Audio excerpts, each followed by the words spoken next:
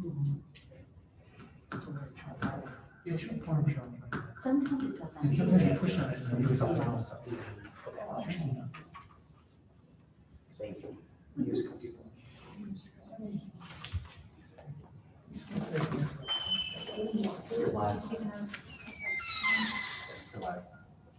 What's that?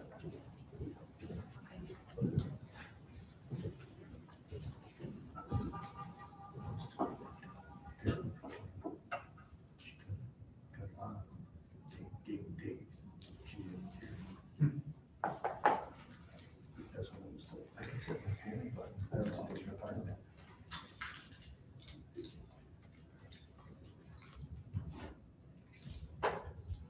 Panic button. You blame it on that. All right, everybody ready? Okay. Good evening, welcome to the Brighton Area School Board of Education meeting. Please rise for the Pledge of Allegiance. I pledge allegiance to the flag of the United States of America and to the republic for which it stands, one nation, under God, indivisible, with liberty and justice for all. Ms. Ackerman, roll call, please. Dr. Krebs? Here. Mrs. Mitchell? Here. Mr. Stahl? Here. Mr. Trombley? Here. Mr. Myers? Here. Mrs. Reed? Here. Mr. Birchfield? Here. Okay, do we have a motion to approve tonight's agenda as presented? So moved. Support. Moved by Mr. Stahl, supported by Mr. Trombley. Any discussion? I'd like to make an amendment on item 12, closed session. I'd like to add an item B, a discussion for the purpose of discussing strategy for the superintendent contract.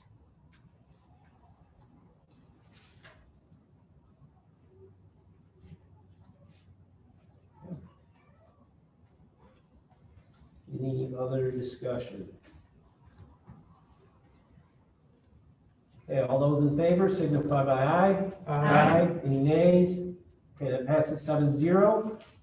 And that moves us to a night that we've all been waiting for, is to have the opportunity to select our next superintendent. And I'd like to welcome Mr. Silveri to lead us, or to kick us off in this process. So, Mr. Silveri?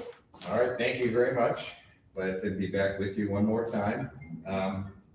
So briefly, I'm going to recap. A lot went into this, and I think it's important to reflect back. It's been a very thorough and deliberate process, but if you can believe it, this started really way back on June 4th when we held our first planning meeting in regard to the search.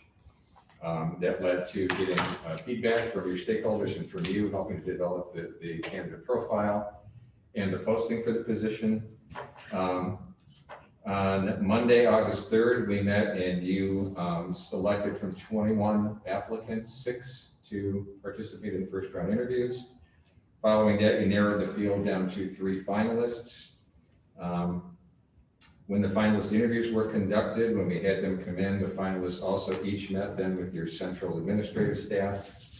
That same week, we had virtual stakeholder meetings with each of the finalists, so stakeholders had a chance to interact and provide feedback as well.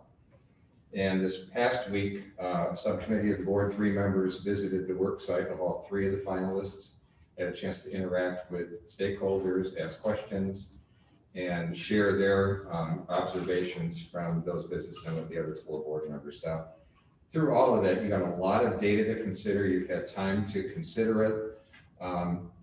You're in a position where I know you have 3 really outstanding finalists, and that can make things difficult, but it's a nice problem to have. But with all the data you have, presumably you're in a position now to be able to share what your thought is in terms of who your next superintendent should be, who you would like to see your next superintendent be. So I'm going to ask that we go around, ask each of you, as we've discussed before, just to share what your thought is on that, share who it is that you would like to see the board vote for as your next superintendent. Share your thoughts as to why, so that your fellow board members understand your thinking. And once we've had a chance to hear from all 7 board members, hopefully what would make it easiest is there'll be an obvious consensus, and then it would just take a motion, a vote, and you will have made the big decision. So any questions about that at all? All right. I would just ask if there's anyone who would like to start. Bill? So first off, I'd like to thank the three, well, actually all of them that originally applied and three that narrowed down the time that was taken out of their personal time to come in and go through the process. But I believe Matt Outlaw will be the right choice for our next superintendent. And the reason why I say that is I believe Brighton is at the top of their game right now. I believe we can do better, but it's going to take someone with his energy and his tenacity and his moxie to be able to take a district that's doing well and make it that much better. In other words, from good to great. And I think he's the right person for the job. I think he's got energy that we need here. And I think he will be able to lead this district for a long period of time and do very good things for Brighton area schools. Thank you very much.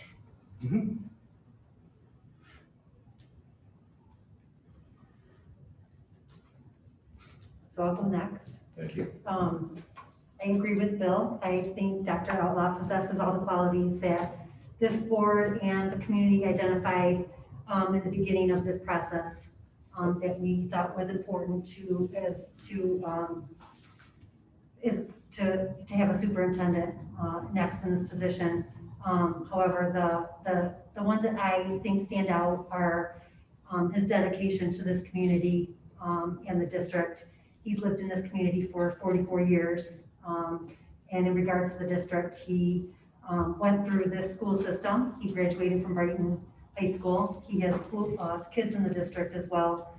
And I think that leads to his energy and his enthusiasm to lead this district. I think that he has a great perspective and a great vision to lead this district, like Bill said, from good to great. And so with that being said, I think that he is my top choice for the next superintendent for Brighton area schools. Thank you.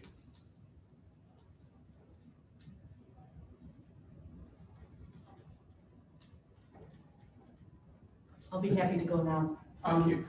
First of all, I would like to say thank you to all of the candidates we've had, and especially the three candidates. I appreciate the time they took for our district. I appreciate the time they took putting together their applications, the process, the time they put together for the site visits. They all did a lot of work for us. Ultimately, I think we had three very strong candidates. When we started this process back in August, I was really concerned. It's like, how are we going to find somebody in this pandemic? I feel so comfortable that we have three solid choices. But ultimately, we only can choose one, and I would agree with Laura and Bill that I would go with Dr. Outlaw. His superintendent experience, his community approach, his vision, he seems very approachable. I just feel that he's the right person for our district at this time. Thank you.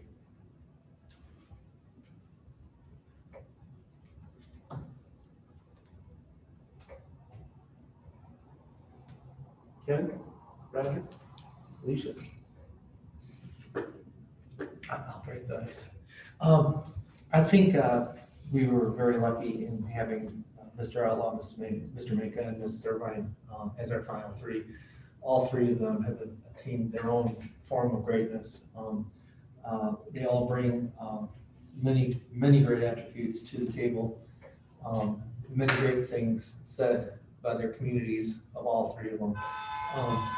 And it really comes down to we probably couldn't do wrong by any one of them. It's really a matter for me of personality from that I picked out of the three. And I bounced around. I thought I had it figured out a couple weeks ago, and then this process, which was incredible. I don't wish it upon anyone, but it was really a great outlook at other school districts and how each individual has done for their community and what the thoughts were of them. And hard to find a bad word about any of them. However, the personality for me that I feel I'm going with it would be Mr. Outlaw. He is a bright family man, born, raised, and gone through our district. And I think he's going to bring a heart to our community that we could really use coming into the next year. So my choice is Mr. Outlaw. Thank you. So I can go next. For me, this was, I believe, one of the most difficult decisions professionally that I've ever had to make. We are very fortunate as a district to have really 3 outstanding candidates, any one of whom would be an easy choice to make to be our next superintendent, but for the strength of the other 2 candidates that we have, which really is remarkable from my perspective. There was I applaud the board for doing a tremendous amount of diligence in researching and analyzing and considering all of the information that was given to us. I was fortunate enough, along with Ms. Reed and Mr. Stahl, to be one of the 3 that did the site visits. And I mean, I have to tell you that from my perspective, I thought the decision got more difficult as a consequence of the site visits than it was before then. When we were at each of the visits with the stakeholders or the individuals that we were interviewing, for all 3 of them, there were 1 or more people that made the comment to the effect that I can't imagine you hiring anyone else. They just, in their mind, it was, it's just unfathomable that we would even consider hiring anyone else. And that was the comment that was made for all 3 candidates. It's astonishing, frankly. It's difficult because in some respects, the 2 candidates that do not get this position, the people that we interviewed, they're going to think that we've lost our mind. How could we not possibly, hire, one of the, their candidate? So, and there is tremendous validity to that. And so that really did make it much more difficult. And quite frankly, that speaks volumes, to the people they are and what they've achieved and quite frankly, what they're capable of achieving professionally going forward, whether they are the ones that end up in this position or not. And so I applaud them for what they've already accomplished in their careers. They're going to be wildly successful, continuing forward either in this position or anywhere else. And it's truly remarkable. But unfortunately, we can only hire 1. And I agree with the comments that have been made so far this evening about Dr. Outlaw. And that's not to say that those comments aren't also applicable to the other candidates as well. I don't want to take away from the fact that I think all 3 of them really fit the profile and they all bring tremendous strengths. They obviously have some unique characteristics as leaders, but as I went through the list and looked at the candidate profile and tried to say, well, who do I think is the best fits each one of these categories? That was a major struggle because I could see that with all of them. But to me, part of what I did as well is I talked to a lot of people in the community. I tried to get a sense of, what really, is the perspective of the community of what, beyond just what it says in the profile and what they're looking for and the comments that they may have had with regard to their observations of the videos, of the interviews, the information, the background information. And through that process, it was, from my perspective, it seemed pretty clear that the edge went to Dr. Outlaw as well. And I place a lot of weight in that because obviously whoever we hire and Dr. Outlaw seems to be obviously the lead candidate for everyone that's spoken so far. I mean, we hope that that person will be with us for 10, 15 years, hopefully. And I think it's very important that we have a broad-based buy-in of our stakeholders to be that person to take us to the next level. And I believe that, that Dr. Outlaw is the best person of the three to be able to do that. So.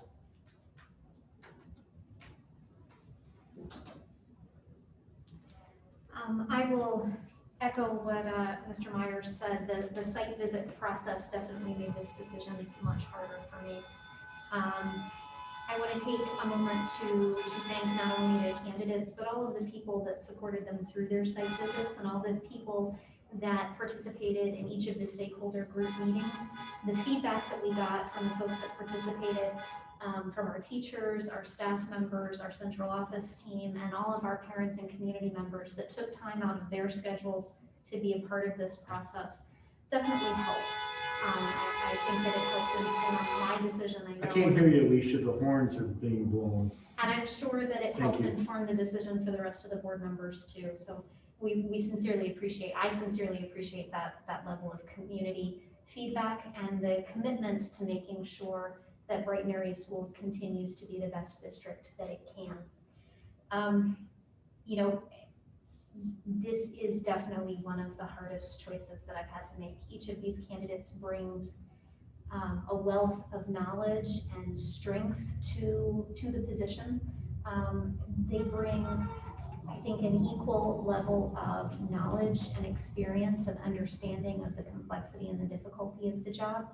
The question really is, who do I think is going to be most successful, not just for this pandemic and for the immediate needs of our district, but over the longer term? Because I think it's pretty clear from the experience that we've had with Dr. Gray and the experience that others have around the state, a long-term superintendent is definitely the thing that we should be looking for. And again, to make this decision just as hard as it possibly can be, I think all three of our candidates offer us an opportunity for a long-term superintendent.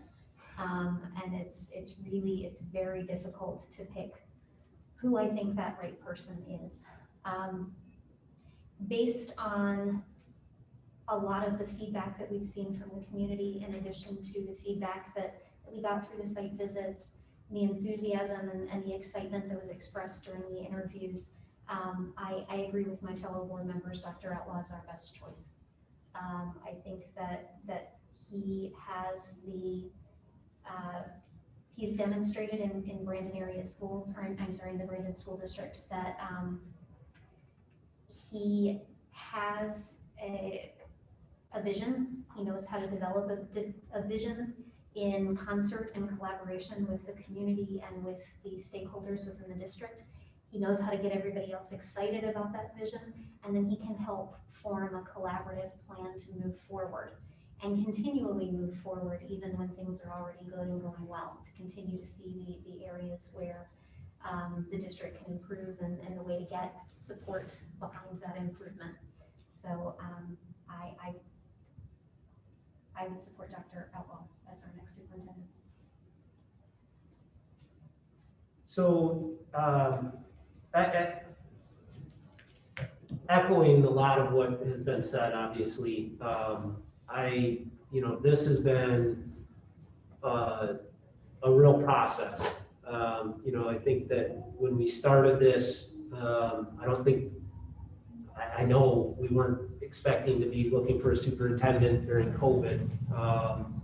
And so that was certainly a little bit of a curveball for us, and where we've gotten today. I think we're really fortunate as Brighton area schools, and I think it's indicative of the school district and everything that is about Brighton, as to why we have three phenomenal candidates that were narrowed down to.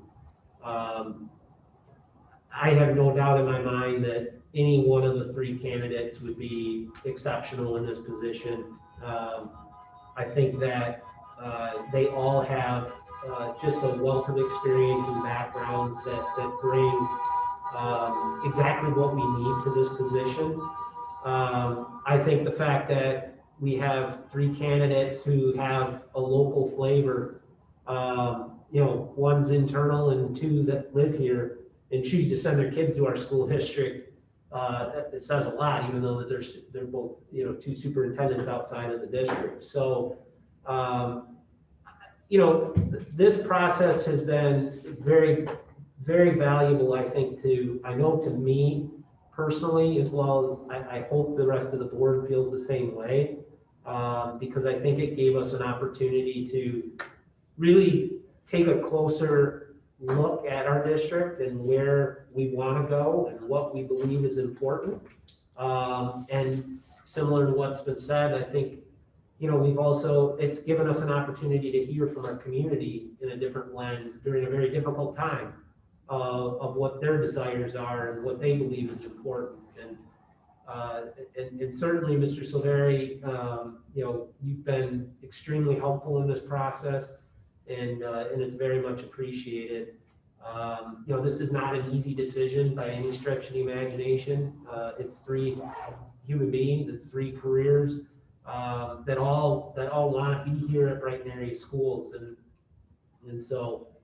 I certainly reflected upon that quite a bit in my thought process of who, when it boils down to having to make a final decision, who is the best fit right now for Brighton area schools? Because I do believe that all 3 of them would be here for the long haul. I don't think that's some of the complexities of the decision, where they're all going to be here for a long time. They're all vested in Brighton. But the one candidate that just, I think, in my mind, that stood out to me as being the right choice at the right time is Dr. Outlaw. I believe that, the experience, the background is exceptional and is exactly what we need in this period of time. And with that, I support my fellow board members in that choice as well. Well, I make a motion that we offer the position of superintendent of Brighton area schools to Dr. Matt Outlaw. Support. Okay, we have a motion on the table to select Dr. Matt Outlaw as the superintendent for Brighton area schools, and that's support by Ms. Reed, supported by Mr. Myers. Any discussion?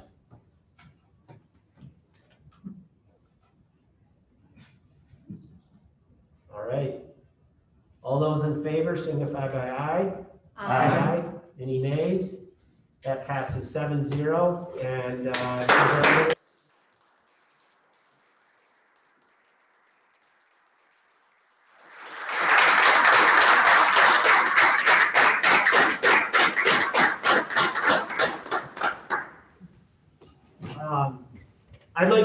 I'd like to call Dr. Outlaw right now and put him on speaker for the board. But before I do that, I also want to acknowledge again both Ms. Irvine and Mr. Menka for their commitment to this process.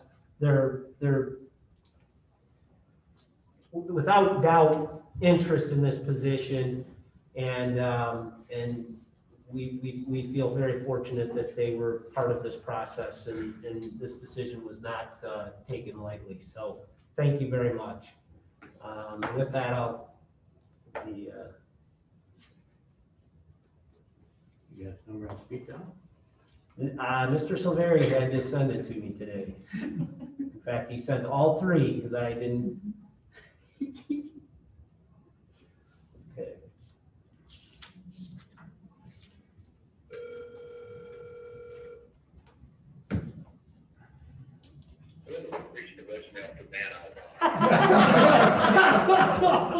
Wow.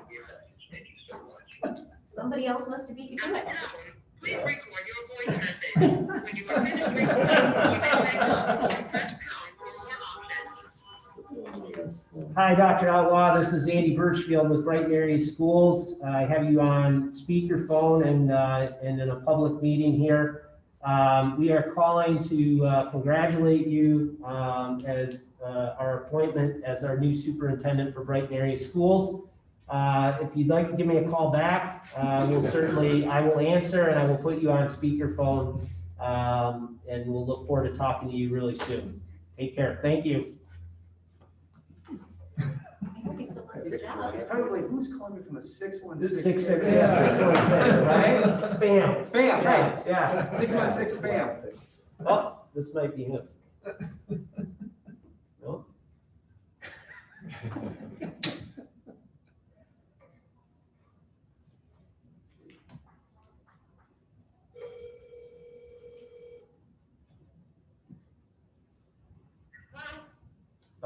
Is Dr. Outlaw there, please?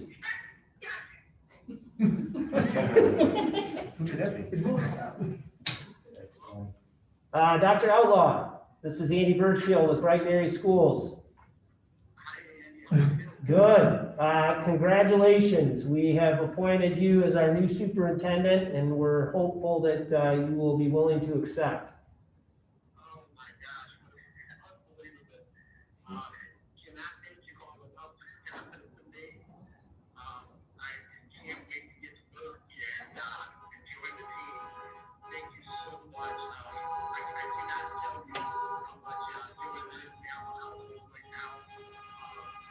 Thank you so much. I really appreciate it. Well, thank you for going through the process, and we're really excited to have you join us as our new superintendent. And we will be in touch with you very, very soon for next steps. So probably give us a day or two, and you'll be hearing some follow up, and we'll go forward from there. But we're very excited, and hope you get a chance to enjoy the moment with your family tonight. And we'll talk soon. I will for sure. Thank you to the whole board for the professional process that you ran. Just was really honored to be part of it, and I'm proud as a community member of the work that you did. Really looking forward to joining the team. Cannot wait to get to work. All right, excellent. Well, we'll talk to you soon, and have a great evening. You too. Thank you all. Take care. Okay, take care. Go Bolt, go Dogs. All right, see ya. Bye. All right, so can I just say thank you? It's been a real pleasure working with you folks. On behalf of the Michigan Leadership Institute, I want to say how much we appreciate you selecting us to assist you with the search. And I'm really happy for you. I am. I think you've landed in a great spot, and you're already a fantastic school district, but I think your future just got even a little bit brighter still. So congratulations. Thank you. Thank you, Thanks, John. Thank you, John. We appreciate it. It's been a great process, and much credit to you and the effort that went into making this as smooth as possible. So thank you. Thank you. Take care, John. Okay. Very exciting evening for us, and again, just thank you to the board. I know, I'm sure the community has a sense of how much time and effort and energy went into this, but I personally want to thank my fellow board members for the amount of the time and energy that everybody's committed to this has been, just absolutely phenomenal. And the document that from the site visit that Roger and Ken and Alicia put together, I mean, holy smokes, that was lights out. I mean, it was so informative and so appreciative for those of us that couldn't be there physically to visit. On top of everything COVID related and our personal lives and work schedules and everything else, this is just a great culmination with again, we had 3 phenomenal candidates, and we're very, very fortunate to be able to have just a great new superintendent coming in for us. So thank you. All right, that'll move us to call to the public this evening. If anybody wishes to address the board this evening, we ask that they state their name and address and limit comments to 3 minutes. There are instructions for participating in call to the public that are located in the chat room of Zoom. All right, first up, Chris Darkowski. I have requested that you unmute yourself, and then speak. All right. Hi, everybody. This is Chris Darkowski. I live at 3728 Point Shore Drive in Brighton. Such exciting news. I'm excited for Dr. Outlaw to get started. And thank you for all of your time spent in the process of going about this important search. And hopefully we can get to the teacher contract. But I am here on behalf of the BHS POM team. You recently were sent an email from the group of POM parents. So I'm just going to read the statement. The BHS competition POM parents are presenting this statement in unity to outline a concern we have with the MHSAA's decision to eliminate POM from participation this fall season. During a meeting with the BHS Athletic Director, we reviewed Executive Order 176, Section 7, and asked for clarity because the current guideline contradicts the spirit of the order. He indicated that although BHS is the sports organizer that governs POM, MHSAA has control over the sport of football. He also said that BAS must abide by all guidelines set forth by MHSAA.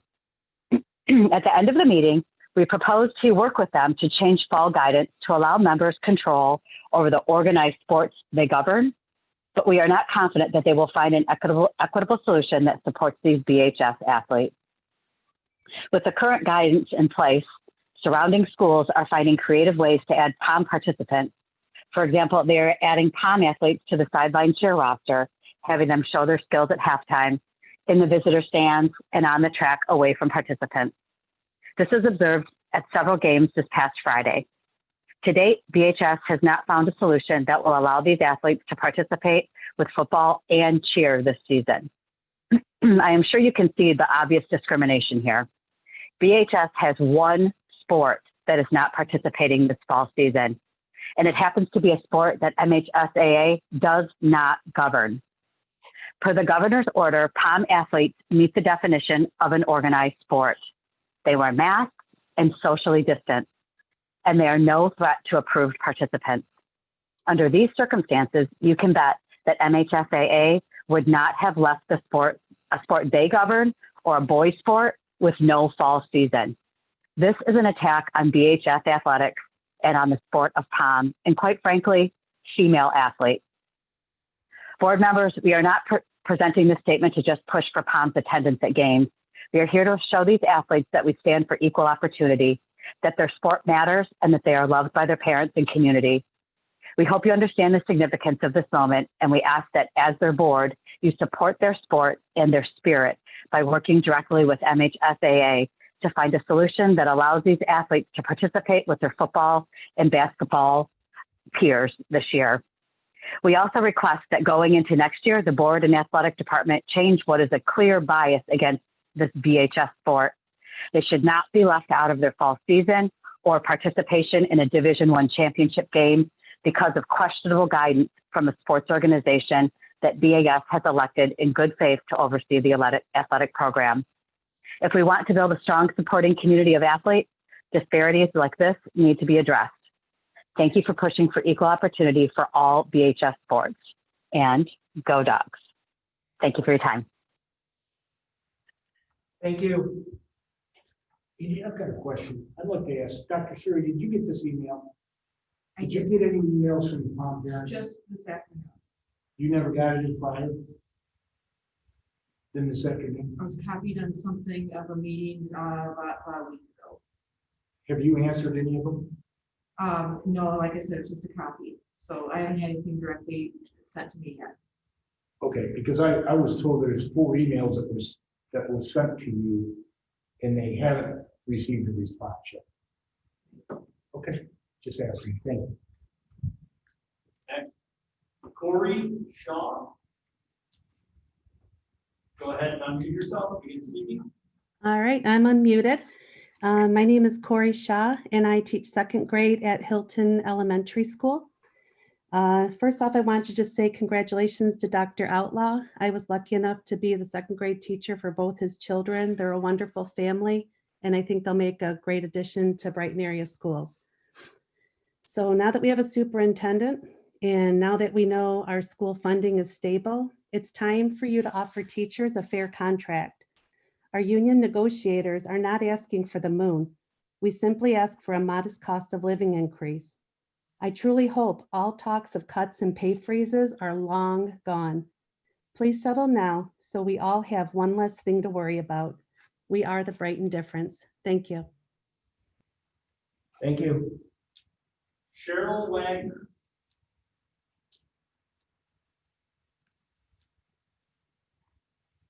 Cheryl, go ahead and unmute yourself and begin speaking.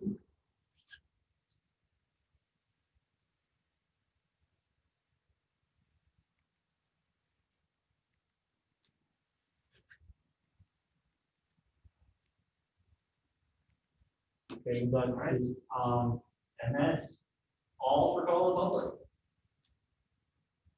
Okay. All right, that'll close call to the public this evening and move us into superintendent report. Dr. Suri, return to school plan update. Yes, and actually, before I go there, I actually like to revisit a statement that Mr. Trombley just asked me, and I would say that there was another email I got recently from a parent from the POM, on the POM question, but I did reply to that one. Okay. Thanks. So I would just like to begin with saying that I don't know about the rest of you, but something feels different tonight. A very good thing, a very positive thing for this district. I think that you ran a very honorable process to bring in a new superintendent, did your due diligence, had a difficult decision to make. And I'm really proud of your work and the outcome of that work. I have on the superintendent report, return to school plan update. And tonight I'd just like to do some general comments, but what I would like to propose is that we leave this on under the superintendent's report, at least until I'm finished, but I think it should actually stay on throughout the pandemic and throughout the year, because our responsibility as a district is to implement the plan that was proposed and you voted for this summer and we submitted to the state. The last couple months have been very, very challenging at many levels for our administrative team, our classroom teachers, our support staff, our parents, this school board. But we did what we said we would do in the plan. And the plan gave, the one thing I hear a lot in the community is that we did something that was unique in this, really across the state, and that is to give our community choices for this fall. And it was a hard decision to make, and you did a very courageous decision to make, to open the schools, to find a way to open the schools that would mitigate the risk for the virus as best we can. There's nothing perfect in that plan, and the implementation, we're in the implementation phase. And as we move through that, there's a lot of things we need to work on and continue to tweak. And I'm listening carefully to the parents, and I do try to stay up on the emails as best I can, and I try to go above and beyond to respond to parents at whatever the concerns are. So as we open schools, and we do still have to keep an eye on the data on COVID-19. And as you know, we've had some incidents of, just like any school district that has opened, of some positive cases.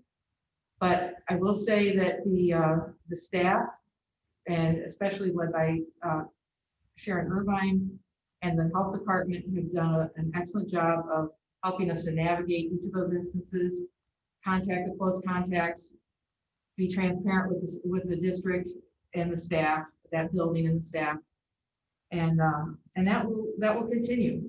And in every case, though, we've been responsive. And so then there's other parts of the plan with safety protocols and the instructional delivery.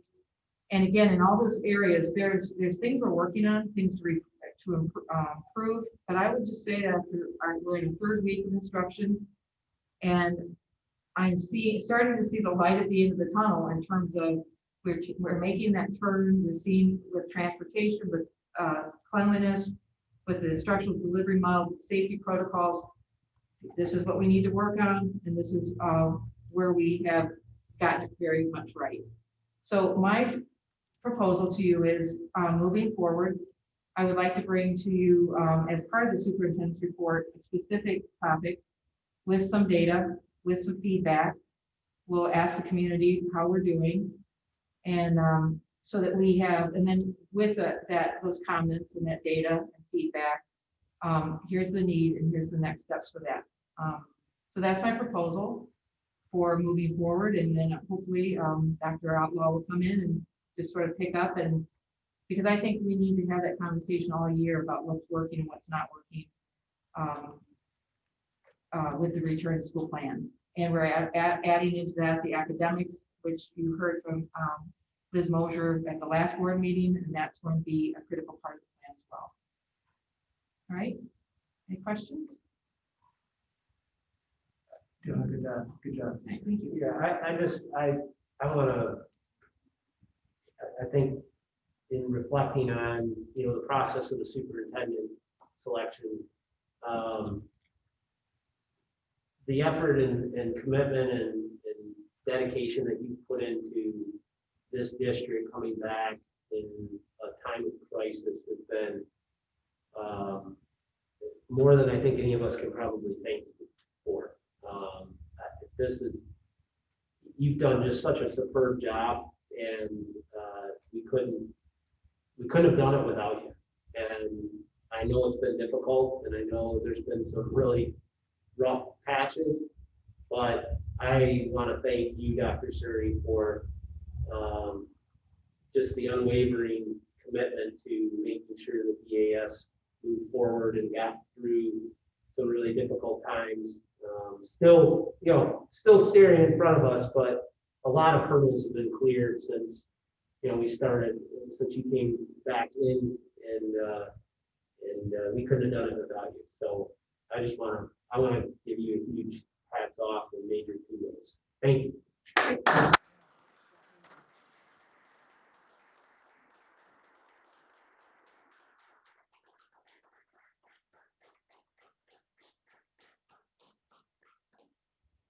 I do have to follow up though.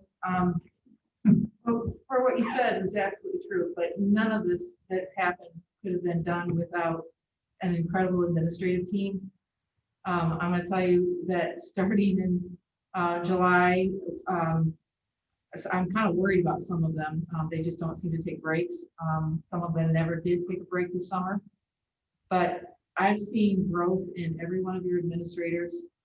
You thought they were at the top of their game. They've showed that there's another height, and they've gone to that. I know we're working on some things with our instructional staff, but I'm also very proud of them because they've come back. They've given their best to care for our children and to give them a good education, and they are doing that. You can't say enough about our support staff. They're always there for us, and I'm going to tell you, you have a lot to be very proud of as we hand this off to the new superintendent. We're giving them a lot to work with. And I like what Mr. Trombley said earlier about taking this district from good to great. We might be taking it from great to exceptional, extraordinary. I think the future is very bright for Bright Area schools. And really, because of what we're going through with the pandemic, and in spite of that, we're open for business. And kids are coming to school and they're getting educated, and the parents have choices about that. And like I said, there's a lot that we will continue to improve on in the next couple months, but you all have a lot to be proud of. So thank you, and thank you for your appreciation. Thank you. Okay, moves us into for action this evening. Item A, special meeting minutes of August 21st, 2020. Do we have a motion to approve? So moved. Or Moved by Ms. Reed, supported by Dr. Krebs. Any discussion? All those in favor signify by aye. Aye. Any nays? That passes 7-0. Item B, regular meeting minutes of August 24th, 2020. We have a motion to approve. Moved by Mr. Stahl. Supported by Mr. Myers. Any discussion? All those in favor signify by aye. Aye. Any nays? Oh, we had one abstention. Thank you, Bill. So 6:01. Item C, special meeting minutes of August 31st, 2020. We have a motion to approve. So moved. Support. Moved by Ms. Reed, supported by Mr. Trombley. Any discussion? All those in favor signify by aye. Aye. Any nays? That passes 7-0. Item D, special meeting minutes of September 14th, 2020. We have a motion to approve. So moved. Support. Moved by Ms. Reed, supported by Dr. Krebs. Any discussion? All those in favor signify by aye. Aye. Any nays? That passes 7-0. Item E, MASB's 2020 Delegate Assembly, certify your delegate. Dr. Suri. All right, this is a for action item for certifying the delegates for MASB, and the motion is to appoint trustee Stahl as the delegate and trustee Reed as your alternate to represent the Board of Education, Brighton Area Schools at the 2020 MASB Delegate Assembly that will be held on November 5th, 2020. Okay, moved by Mr. Trombley, or I'm sorry, Mr. Myers, supported by Mr. Trombley. Any discussion?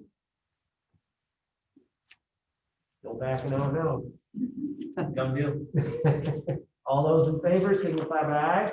Aye. Any nays? That passes 7-0. And thank you, Mr. Stahl, once again for your willingness to represent us in this fashion. And Ms. Reed for Backup. being the volunteer. That's right. What's that? For being the Yeah, being a volunteer, exactly. Item F, hiring of certified staff. Dr. Suri? All right, so another for action item, we're asking the board to approve the hiring of Mr. Kurt Mastrantonio. He's our new family consumer science teacher for Brighton High School. He's coming in as a step 1, bachelor's degree step 1. And that was due to a vacancy. And so we're asking for your approval for that. We have a motion to approve. Moved by Ms. Mitchell, supported by Mr. Trump. Any discussion? All those in favor signify by aye. Aye. Any nays? That passes 7-0, and welcome aboard, Mr. Antonio. Welcome to Brighton Area Schools. Okay, for future, that closes for action, moves us into for future action. Item A is PO 1100, the superintendent's principals absent from the district.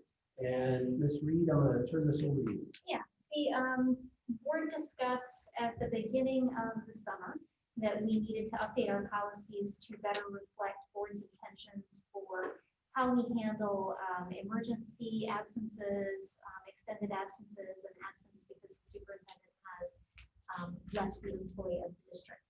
We thought there might be a gap in the existing policy, so we talked a bit earlier this summer about what we might like to put in the policy to cover that gap. The policy committee is recommending that you adopt the draft that's with you tonight. We presented it in a red line form, so it's redlined against the existing policy 1100.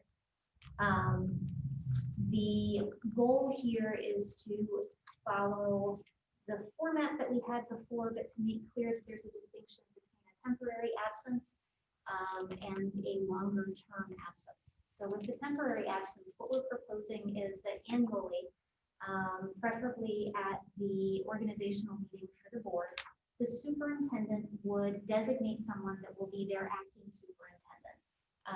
if there is a temporary absence. So the superintendent would have the opportunity to look at the central office staff or the other members of the staff and determine who is the best candidate to carry on that role if there's a temporary absence. The board would have the opportunity to approve or reject that. So it would still retain some board control over who that person would be. And of course, that ensures that we all know who that person is. If the absence ends up being extended, either because the superintendent is no longer in our employ, so we know it's going to be a while, or something happens, or maybe it's a good thing the superintendent has the opportunity to take a 3 or 4 week vacation. Let's pretend. We would, as a board, be asked to consider who the interim superintendent should be for that longer term absence. The acting would take over, and then at the next board meeting, we as the board would have the opportunity to either appoint the acting superintendent as an interim or appoint someone else as the interim. I think this is drafted to leave the board with the opportunity to change the interim superintendent at any time we wish. So if we find ourselves, like we did this time, unable to select someone as an interim superintendent the first time it comes to the board table, it needs longer decisioning, longer thought process. We're not required to make the decision at that time, but it needs to come to the board table at that time. We as a board could replace interim superintendents still as often as we feel is necessary or appropriate. So I think we still have the flexibility to do what we feel is appropriate as a board, but this does give us a framework to deal with emergencies or other situations that may crop up between board meetings.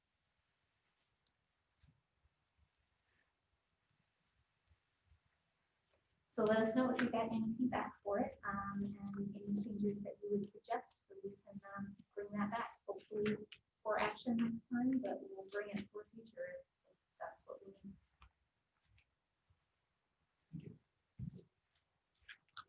The last piece of that policy, it does, the way it was drafted before, it also covered the absence of a principal. We did make some revisions there, but it was really just to codify what we believe is the current practice, that the principal would appoint someone to act in the building in their stead during a temporary absence. But for an extended absence, the superintendent would designate someone to fill that space. That is my understanding from Dr. Surrey and from Ms. Irvine of what normally happens and what our district has done in the past. So we've just put it in writing. Thanks for pulling this together. I'm reflecting back on when we had a moment of realization that we had a gap here, and so this is good to see this come to fruition, and I think we'll close up certainly a hole that we had not accounted for. So probably long overdue, but we're at least at the finish line. Yep. So thank you. Any other questions or comments? Questions? Okay. Board committee reports, board of ed bulletins. So I'll just jump in since we're already talking about policies. The policy committee did meet yesterday to finish going through the Title IX policy updates that Neola presented us with. We did a lot of work. It was a long meeting, but we made it through the recommendations that Neola had made, and you should see policy for future action at our meeting this week. It will. It does present substantial change from our existing policy framework because the federal law around what we need to provide for the structure that we need to provide for our Title IX investigations and decision process has changed. So it's definitely, it's going to be a full replacement of what we had before, and you'll see a red line of the choices that the committee made against the options that you'll put in front of us. And I want to thank everybody on the committee for all of the work that they did, especially Ms. Irvine and Ms. Mitchell, making sure that we got some additional help and answers that we needed to make some thoughtful choices last night. Thank you both. Thank you. Personal note, I did send all of you an email and asked you not to respond regarding the Michigan Association of School Boards. They are putting on the annual leadership conference this year. It'll be fully virtual. It is free to our district and to our members this year. Something it's never been. I have attended 3 of these in my tenure here, and those have incredible speakers. A lot of state of schools going on. We see members from just about every school district in the state at that one. So just recommendation, and just wanted you to know that it is free for the first time ever. You can see the whole thing sitting at home Friday and Saturday, but it does take a star probably to help you get in there because you need a passcode, but you can set it up in a couple. As far as the bond committee, we are in the middle of a bunch of stuff. We are, as you can see, we have construction has been going on outside our door here. It's kind of exciting to see. I will have a much more detailed update for you next meeting. This is kind of a little busy time for me. However, we are moving forward on the STEAM project. They're putting that together to get it ready for bid and to go forward. We'll have a couple more meetings on that, but that's actually accomplished. But things are moving forward and proceeding. Thanks, good. Absolutely. So the finance committee, we have not met, just because we've still really kind of been in limbo regarding where things are going to end up landing from the state level. But the news is that they're projecting that we should have a budget approved hopefully by October 1. So I know that at the last meeting we had discussed sending out a doodle poll star targeting probably sometime around the second week of October if people have availability. So that's where we are with that. Do we have a meeting? We have a meeting Monday. Yeah. No. The second week of October, don't we? Isn't it? 12. Yeah, 12. So we could that fall in line, you think? I suppose we could have a meeting the week of the 5th if you wanted. I mean, I have some availability that week. I think I guess we were trying to time it after the count day so that we had a good idea of what our training would be for this year. That's right. Yep, I do remember that. Yeah, so that's the 7th. So I think we wanted to try and So put we it wanted about a week after that, so we have preliminary numbers to work with. Yeah. So we probably will have to do it after the meeting, meeting of the 12th. Okay. All right, got it. Yep. Come back now. What about safe schools meeting? Safe schools meeting? I haven't heard anything about I haven't heard anything either. Anything about that, Laura? Should we follow up? Jennifer still chairs that, right? Should we ask Ms. I think she does, yeah. I can reach out to her and ask her. I heard anything. Yeah, that should probably. We're the health committee. Yeah, nothing's been happening. We do have another policy committee next week, so we can ask them. Sure.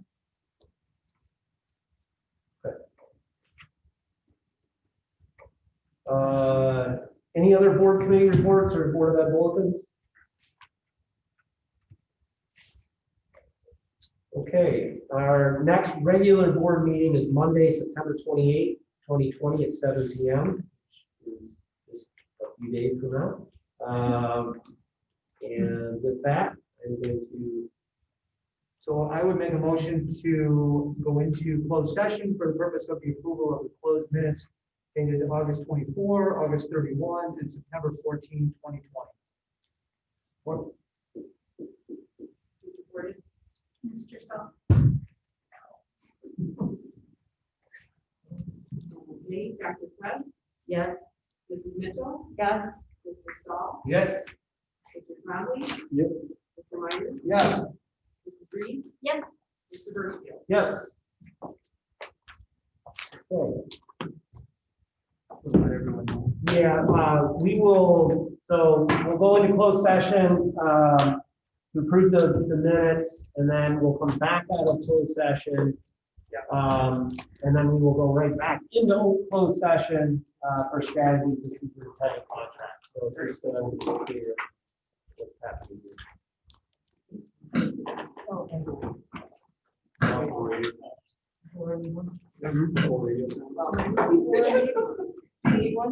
I hope I made.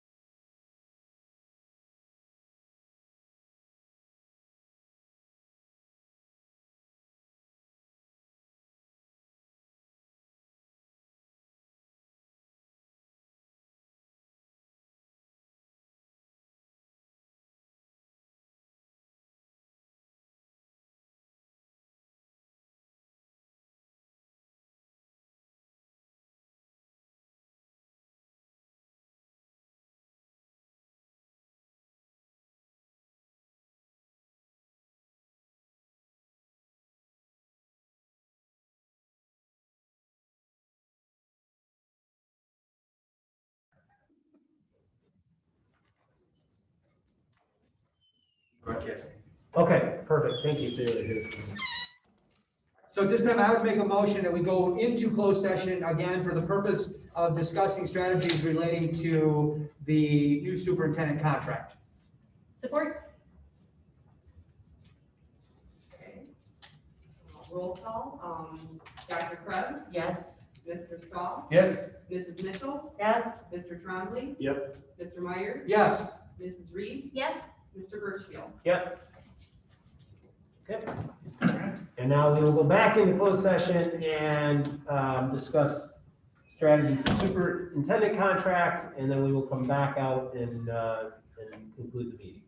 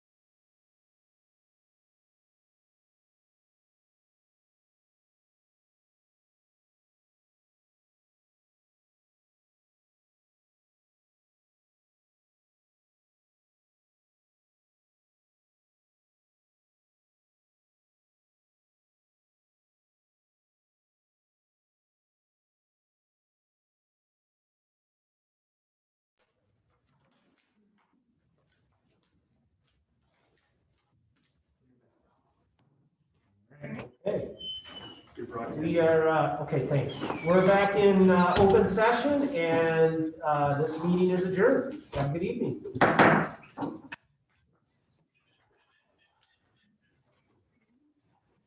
Look at that. Yeah, look at that. Gangster.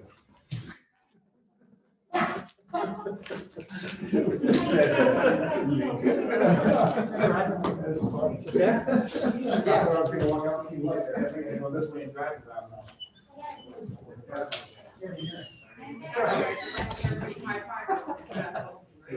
Right. Andy.